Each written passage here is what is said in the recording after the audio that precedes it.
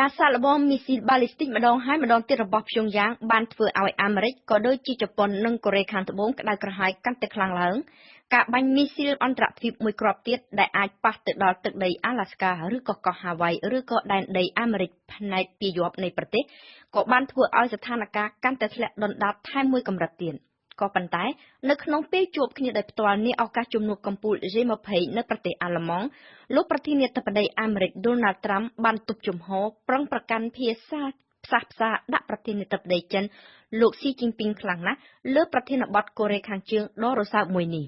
លោក Trump បានត្រឹមតែប្រឡយថាពេលកាំងប្រើកម្លាំងមិនអស់ក្នុងការឃាតខាងសម្ព័ន្ធមិត្តតែមួយគត់របស់ខ្លួនឲ្យបញ្ឈប់កម្មវិធីនុយក្លេអ៊ែរ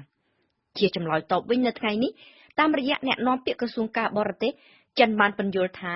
ចិនគ្មានទំនួលខុសត្រូវអ្វីទាំងអស់ក្នុងវិបត្តិតានតឹងនៅក្នុងឧបទ្វីបកូរ៉េហើយដំណោះស្រាយក៏មិនអាចប្រឡត់ចេញមកតែពីខាងចិនតែម្នាក់ឯងបានឡើយតាក់ទងនឹងវិបត្តិនុយក្លេអ៊ែរកូរ៉េខាងជើងអ្នកខ្លះផ្ដល់ភាពសំខាន់ជ្រុលហួសហេតុយល់ថាទំនួលខុសត្រូវចិនគឺជាក្បួនដោះស្រាយបញ្ហា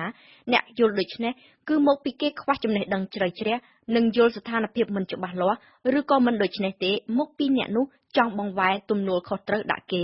នេះគឺជាការរិះគន់របស់អ្នកនាំពាក្យក្រសួងការបរទេសចិនដោយធ្វើការក្រានរំលឹកទៀតថា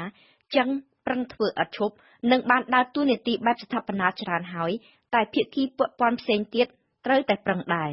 មិនមែនបញ្ជាឲ្យគេធ្វើ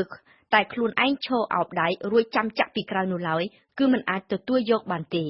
ជាមួយនឹងប្រតិកម្មដំបូងក្នុងសម្ដីខ្លាំងខុសពីទម្លាប់នេះពេលកាំងបានថែមទាំងបរិហាគម្រោងពង្រាយខែមីស៊ីលអាមេរិកនៅកូរ៉េខាងត្បូងថាជាការគំរាមកំហែងសន្តិសុខផងនិងមិនមែនជាចំណែកជួយបន្ធូរបន្ថយសម្ពាធក្នុងតំបន់ផង